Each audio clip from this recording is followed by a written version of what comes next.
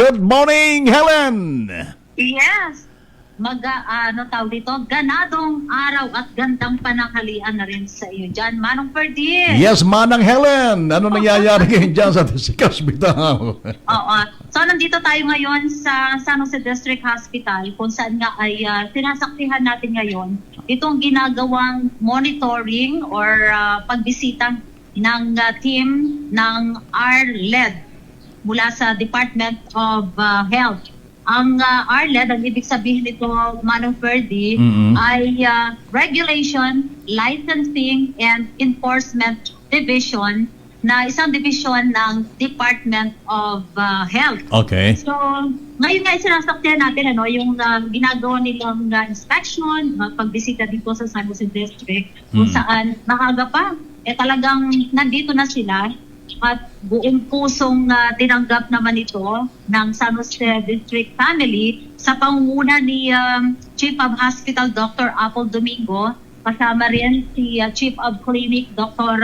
Rowena Amador, at syempre ang ating AO si Ma'am Jean Pablo, ang buong team ng RLED. So sa pangunguna ni Dr. Roberto Martin Mercene, siya yung ating medical officer 4 ng RLED, kasama yung buong team. So ito ay composed ng registered medtech, may pharmacist, may 3 engineers, at isang nurse. No? So hindi natin nakuha yung ibang mga names dahil sila ngayon ay abalang-abalang. Pero alam mo, Manong Ferdi, Ano yung Manang Helen?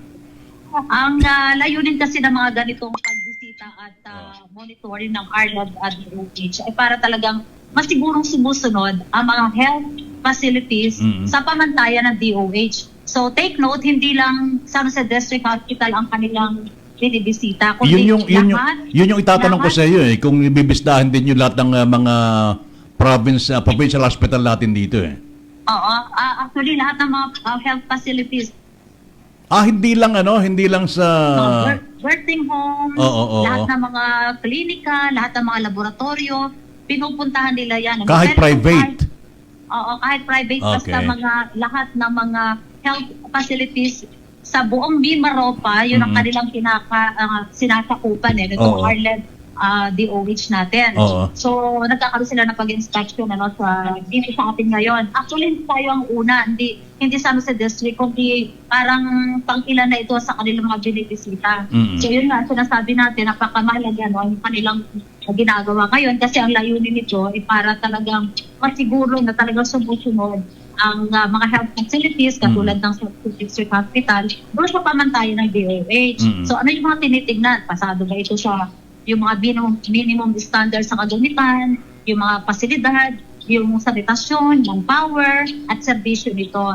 So, isa rin sa mga layunin nila yung pagbibigay ng lisensya at regulasyon sa mga health facilities.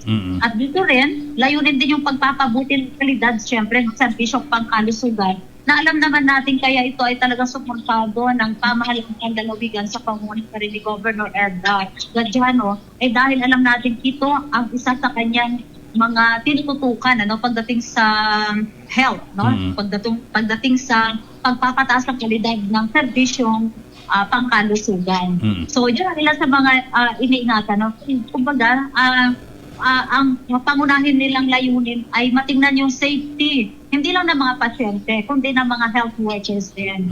So yun, napakamahalaga nga ng ginagawa nila ngayon dahil ang makikinabang dito ay hindi lamang ang ating mga constituents, kundi pati na rin yung mga nagtatrabaho sa mga ospital. Gano'ng katagal yung gagawin nilang inspection dyan sa District Hospital? Kalimitan ay isang buong araw na inaabot ng gabi ang nangyayari kapag ganito. Kasi mamaya sa last na huling bahagi ay nagkakaroon ng binabanggit. Dito nila inilalatag sa exit conference ano yung kanilang mga obserbasyon, ano yung kanilang rekomendasyon para sa isang health facility. So yun din ang aabangan natin mamaya dahil ito ang pinakamahalaga kung ano yung kanilang mga resulta ng kanilang inspection dito, yung kanilang monitoring at higit sa lahat recommendation ng ating Department of Health. Paano nila yan muna. paano nila ginagawa inspection? Pag-ikot ba nila, iniikot ba nila kabuuan ng ospital at may kasamang taga-district hospital o sila lang ang nag-inspection? Alam mo, ito surprise visit talaga, no? Ginagawa nila ito hindi announce na sasabihin nilang sa araw na ito pupunta kami dyan. So kaya nabigla din ako, kaya nabigla din kita. Kaya so ito, yung pag-iikot nila per day, ay gaya halimbawa, di ba, dun sa composition nila, meron silang kasamang 3 engineer. So pupunta sila dun sa engineering division. Tapos, itong mga nurse naman, at saka itong ating medical officer, no, itong ating mga doctors na kasama dito, pumupunta rin sila dun sa ER, no, sa emergency room. At saka sa lahat ng mga opisina, kahit dito sa medical records or sa HIMSS, meron silang mga hinahanap na mga documents para maipakita kung tama yung mga ginagawa at lahat ng mga pagsiservisyong ginagawa sa ating mga kababayan. So yun nga, safety at yung kaligtasan ng mga pasyente, pangunahin nilang tinitingnan, sabi nga ni Doc Bob Mersene, no, na isa sa mga nanonood at nakikinig sa ating program, kaya sabi niya kanina, na sabi niya akala niya tayo ay magpo-program ngayon. So ito na lang ang ating bahagi. Sabi ko, makapagbalita rin at makapaghatid ng informasyon tungkol dito. So mamaya, ang maganda kasi, Helen, kahit naman biglaan yung district hospital o na pang-hospital sa Bunulawigan natin, ay ever ready naman lagi. Dapat lagi. Ang lahat ng mga district and community hospitals and mga clinics na meron tayo sa Occidental Mindoro. Halimbawa, maganda yung result. Anong susunod? What next? Magkakaroon sila ng presentation mamaya sa exit conference kung ano yung mga magandang nakita nila na sumusunod o sinusundan o compliant ang San Jose District Hospital. Ipipresent nila yon and then magkakaroon sila ng recommendation. Okay. So, yung tanong mo, ano yung magandang pwedeng mangyari? Di siyempre, sa susunod na magkakaroon ng application ang San Jose District Hospital para doon sa pagkuha ng lisensya na mag-operate ng mas mataas na level, kasi tayo nasa level 1 category. Ito yung first step. Oo. Okay. So, kumbaga, nasa level 1 category, di ba, ang San Jose District Hospital. At lahat, itong 7 ospital na nasa ilalim ng ating provincial government of Occidental Mindoro. So, kapag compliant at consistent naman na nakikita nilang sumusunod sa mga pamantayan ng Department of Health, ang mga ospital na ito, malaki yung chance, no? Ayon sa kanila, malaki ang chance na itong magandang record at pagsunod ng mga health facilities ay mayroong magandang epekto sa mga susunod na pag-apply kung ano man ang mga a-applyan muli para sa pag-upgrade ng hospital sa Department of Health. Ay, very good. Kasi kapag mag-apply kung ano man halimbawa yung itataas yung level, baka makita na hindi maganda ang record, maganda yung ganyan na lahat ay positive at kung may dapat mabaguhin ay mababago rin agad. That's right. Kaya maganda rin na nagkakaroon ng mga ganitong monitoring or inspection na mga biglaan dahil doon makikita ko ano yung mga kalakasan at mga dapat na i-improve pa sa mga health facilities. Okay. So, yan muna. Anong mga pangalan ng mga taga-DOH na dumating diyan?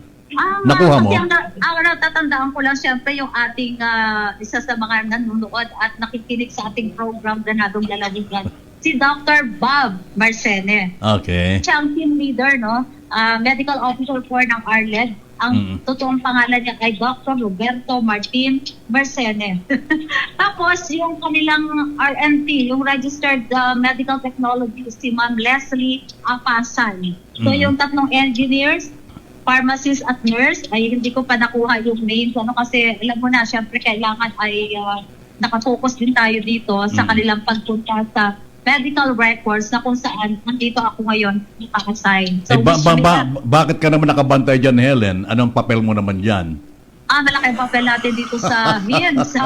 Sa medical records, tinitingnan nila, marami silang tinitingnan dito, katulad halimbawa ng mga logbooks, ng ating admission logbook, at saka yung mga natawag dito, yung mga katunayan na may mga submission ng mga birth and death certificate sa ating NCR. So marami pa, puro mga papel yan, Manong Ferdy.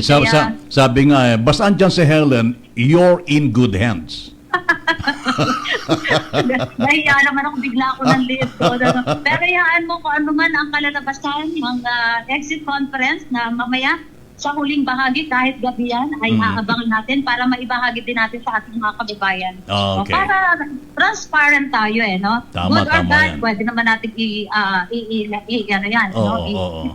Walang itatago. Sa publiko, dahil din naman inuutos ng ating pong Provincial Health Officer 2, si Dr. Romualdo Salazar. At by the way, si Dr. Peratero, ang ating PHO1, andito rin kahapon, dahil talagang very naman talaga consistent ang coordination ng ating mga PHO sa mga chief of hospital ng pitong hospital or government hospital na meron tayo sa Occidental Mindoro ngayon. Tsaka binabati ko na rin yung AKAP hub dyan sa District Hospital. Sapagkat kanina interview natin si Marian ng Bahay Kanlungan, Calapan City na siya pala kino-coordinate ang mga ospital natin dito kapag may dadalhin pasyente sa Calapan. That's right. Yung magandang coordination ay talagang nangyayari yan ngayon, Manong Ferdy, dahil sabi nga natin, mas madali na kapag ikaw ay pupunta at mag-a-avail ang tinatawag nating Bahay Kanlungan. Itong mga social workers natin, ang laki-laki ng papel sa pakikipag-ugnayan o para makakuha ka ng space sa mga bahay kanlungan, di ba? Sa Calapan at saka dito sa Batangas City. Yung ating social worker dito na naka-assign dito sa AKAP Hub ay talagang aksisipag, kung makikimula kung paano nila ina-entertain, Alam mo, isa yung soil inspection at tinitingnan din ng ARLED, yung team ng ARLED, yung paano ipapaliwanag ng malinaw sa mga clients natin kung ano ang mga dapat nilang dalhin, ano yung mga dapat nilang ipag-aiyahan dito sa rin nila kapag sila itin-transport o yung binyahe o tin-travel mula dito papunta dyan sa Calapan o papunta ng Batangas City. Ay, sa buong Pilipinas yata, tayo lang yata mayroong AKAP hub At bahay kanlungan. Yung bahay kanlungan, sigurado ako dyan. Yung AKAP hub, hindi ako makakomment dyan. Ay, baka anyway, iba lang siguro yung pangalan tawag sa kanila. Baka iba lang tawag.